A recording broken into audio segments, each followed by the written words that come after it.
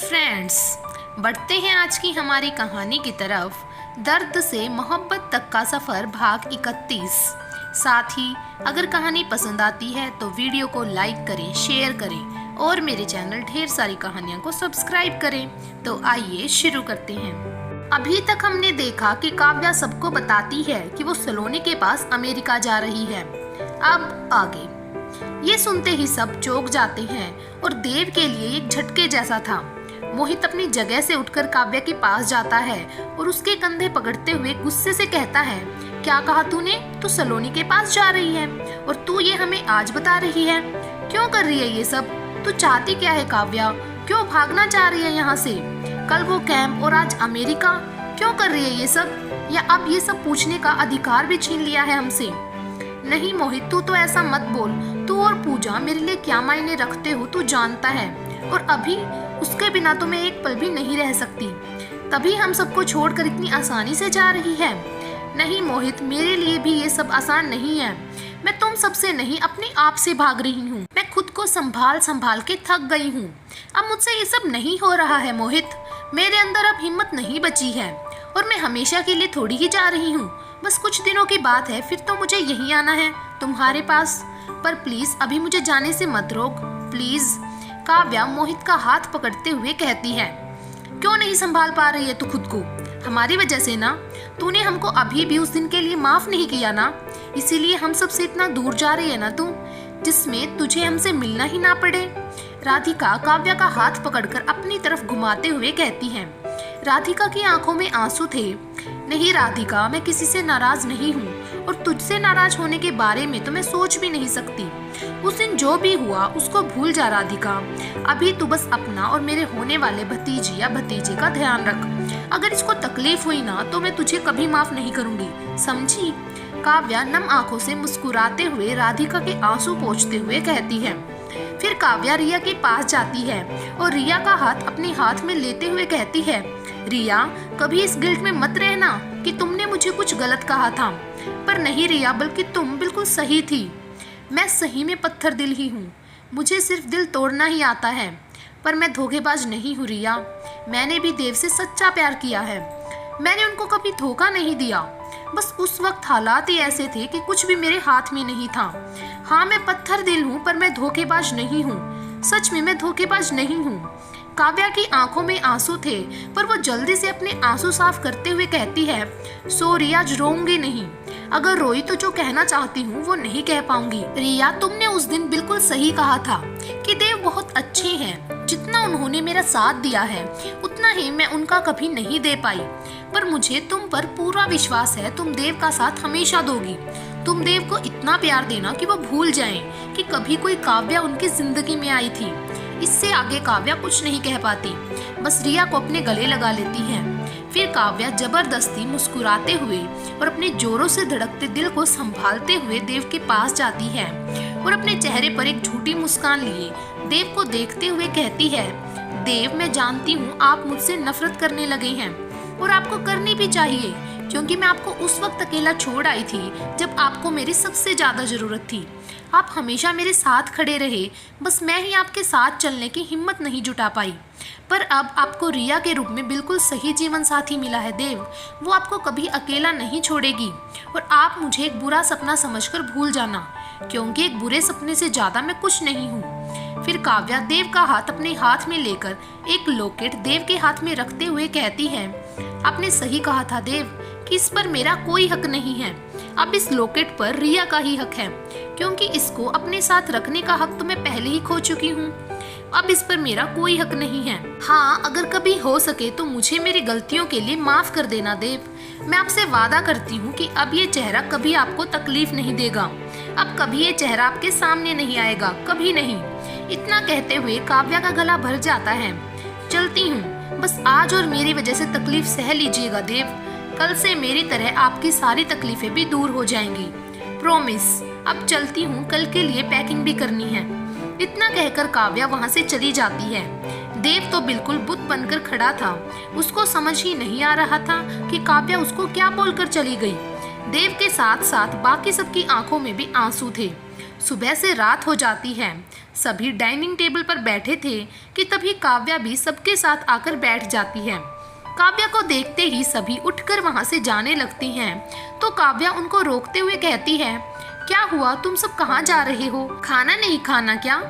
क्यों, क्या हुआ? तुझे ही तो अकेले रहने का बहुत शौक है, तो रह अब अकेले। इसकी भी तो तुझे आदत डालनी होगी ना, तो आज से ही शुरुआत क्यों नहीं करती? मोहित काव्या पर टोंड कसते हुए कहता है और अभी को भी अपने साथ बुलाकर ले जाता है और फिर सब वहां से चले जाते हैं। देव तो पहले ही वहां मौजूद नहीं था। मोहित की बात सुनकर काव्या की आंखों में आंसू आ जाते हैं और वो रोते हुए ही कहती है, सॉरी मोहित, मैं तुम सबको इस तरह तकलीफ नहीं देना चाहती थी, पर यहाँ रही तो मेरा जी पाना बहुत मुश्किल हो जाएगा। जब भी देव को देखूंगी तो रिया की कही वो सब बातें मुझे कचोटती रहेंगी, जिससे मेरे लिए जीना मौत से भी बदतर हो जाएगा। प्लीज मुझे माफ कर देना। काव्या भी बिना कुछ खाए वहां से उठकर अपने रूम में चली जाती है। वो बहुत देर तक अभी के आने का इंतजार करती रहती है, पर मोहित आज उसे काव्या के पास नहीं भेजता, जिससे काव्या की आंखों में आंसू आ जाते हैं और वो अपने रूम का दरवाजा बंद करके बेड पर लेट जाती है। पर उसकी आंखों में नींद नहीं थी। रात के 1 बज रहे थे, पर काव्या अभी भी जगी हुई थी कि तभी कोई जोर जोर से काव्या के रूम का दरवाजा पीटने लगता है, जिससे काव्या चौंक कर उठकर बैठ जाती है। पर कोई बहुत जोर जोर से दरवाजा पीट रहा था। काव्या जल्दी से जाकर दरवाजा खोलती है तो सामने रिया खड़ी थी, जिसकी आंखों से लगातार आंसू बह रहे थे, जिसको देखकर काव्या घबराते हुए कहती है, क्या हुआ रिया, तुम रो क्यों रही हो?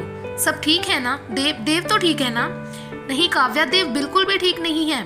देव सीढ़ियों से गिर गया है, उसके सिर से बहुत खून निकल रहा है। काव्या, तुम प्लीज जल्दी चलो। मोहित उसको डॉक्टर के पास ले जा रहा है। इतना सुनते ही काव्या की आंखों से भी आंसू गिरने लगते हैं और वो नंगे पैर ही बाहर की ओर भागने लगती है। पर बाहर बिल्कुल अंधेरा था, कुछ भी दिखाई नहीं दे रहा था। रिया, यहाँ तो बिल्कुल अंधेरा है, यहाँ तो कोई भी दिखाई नहीं दे रहा है। देव कहाँ है रिया? काव्या रिया को आवाज लगाते हुए कहती है, पर रिया पीछे थी ही नहीं। काव्या पीछे मुड़कर रिया को आवाज लगाती है कि तभी वहां की लाइट्स ऑन हो जाती हैं और सामने का नज़ारा देखकर काव्या हैरान रह जाती है, क्योंकि सामने का नज़ारा बिल्कुल वैसा ही था जैसे देव ने काव्या के बर्थडे वाले दिन डेकोरेट किया था। वैसी ही लाइट्स, वैसे ही गुलाब के फूल और सबसे स्पेशल झूला, बिल्कुल उसी तरह डेकोरेट किया हुआ एक झूला बीचों बीच लगा हुआ था कि तभी एक आवाज काव्या के कानों में पड़ती है। तो काव्या अपने बाईं ओर देखती है जहां देव बैठा था। देव काव्या के पास आता है। देव काव्या को बहुत प्यार से देख रहा था। फिर देव काव्या का हाथ अपने हाथ में लेकर गुनगुनाना शुरू करता है। आज इस गाने का एक एक शब्द देव की भावनाएं बयां कर रहा था। फिर देव काव्या का हाथ अपने दिल पर रखकर फिर काव्या के दिल पर रखते हुए गाता है।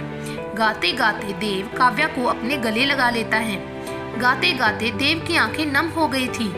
काव्या की भी आंखों में आंसू बह रहे थे। काव्या देव को गले लगा लेती है और रोते हुए कहती है, मुझे माफ कर दो देव, प्लीज मुझे माफ कर दो। मैंने आपको बहुत तकलीफें दी है ना, मुझे माफ कर दो। मैं आपसे बहुत प्यार करती हूँ, नहीं रह सकती आपके बिन, नहीं रह सकती। मैं आपको छोड़कर नहीं जाना चाहती थी देव, आप तो मेरी ताकत हो।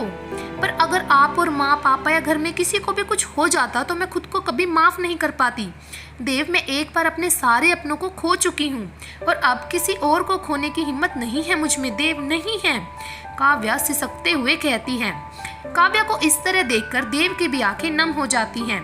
तब तक बाकी सब भी वहां पहुंच जाते हैं और काव्या को देव की बाहों में देखकर सभी खुश थे कि तभी काव्या की नजर रिया पर पड़ती है तो काव्या झटके से देव से दूर हो जाती है। काव्या को यूं देव से दूर होते देख राधिका समझ जाती है कि काव्या क्या सोच रही है। राधिका काव्या के पास आती है और उसकी आंसू पोंछते हुए कहती है, मुझे पता है तू क्या सोच रही है, पर तूने अभी तक जो भी देखा है वो सिर्फ एक नाटक था काव्या, सिर्फ एक नाटक। देव और रिया की कोई सगाई नहीं हुई है, वो सब मैंने तुझसे झूठ बोला था। देव और रिया तो सिर्फ अच्छे दोस्त हैं और कुछ नहीं। ये सब नाटक था तुझसे सच्चाई जानने के लिए। देव हमेशा से सिर्फ तेरा था काव्या और तेरा ही रहेगा। मोहित ने देव को सब कुछ बता दिया है काव्या, देव सब जानता है। अब तुझे तय करना है काव्या कि तू क्या चाहती है। इतना कहकर राधिका और बाकी सब वहाँ से चले जाती हैं। ये सब जानकर काव्या हैरान थी वो अभी भी वैसे ही खड़ी थी, पर उसकी आंखों से लगातार आंसू बह रहे थे। देव काव्या के पास आकर काव्या को गले लगाते हुए कहता है, इतना दर्द अकेले सह रही थी क्यों काव्या? और मैं तुमको ही तकलीफ पहुंचा रहा था, मुझे माफ कर पाओगी? नहीं देव, आपकी कोई गलती नहीं है। गलती तो मेरी थी जो मैं कभी अपने डर से लड़ ही नहीं पाई। और लड़ती भी कैसे देव? मैं सिर्फ 12 साल की थी जब मैंने अपने माँ पापा को उस हाल में देखा था। पता है देव, उनके शरीर का कोई हिस्सा नहीं था जहाँ उनको जख्म नहीं दिए गए थे।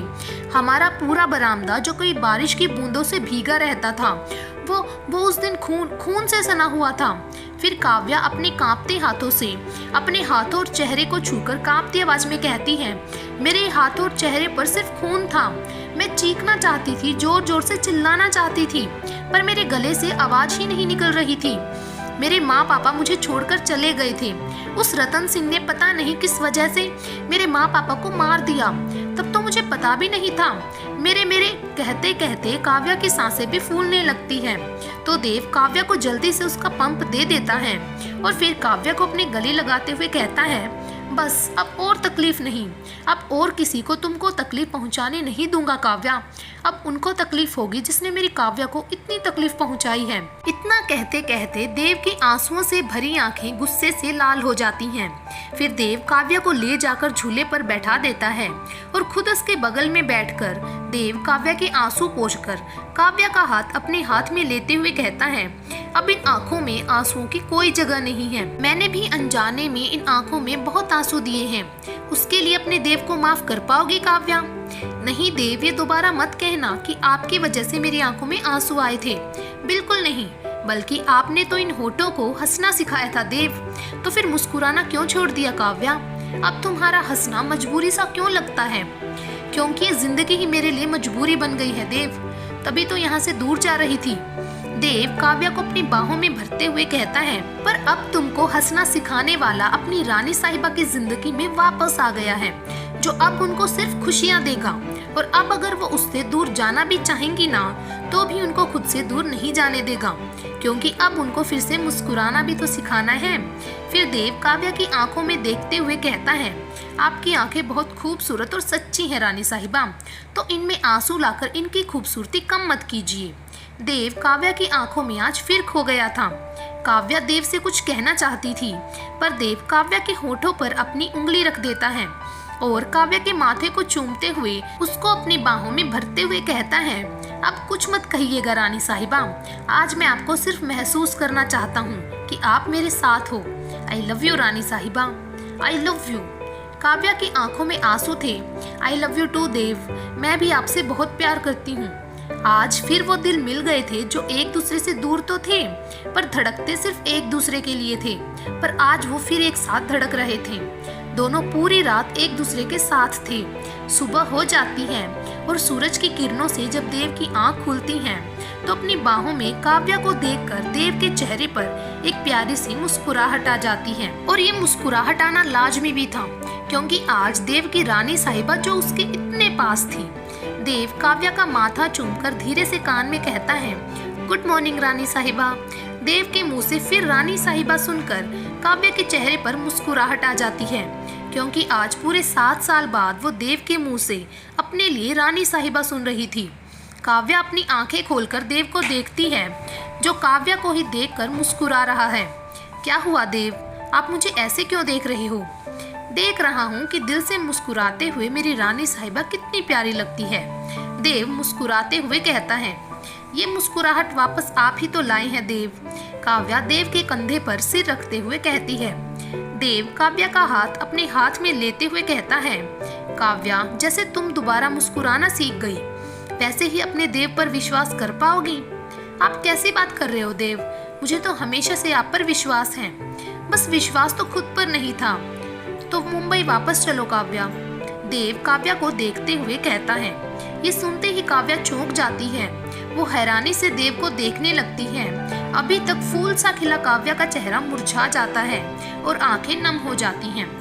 आज की कहानी यहीं पर समाप्त करते हैं। भाग नंबर 32 में देखेंगे कि काव्या वापस मुंबई जाती है या नहीं।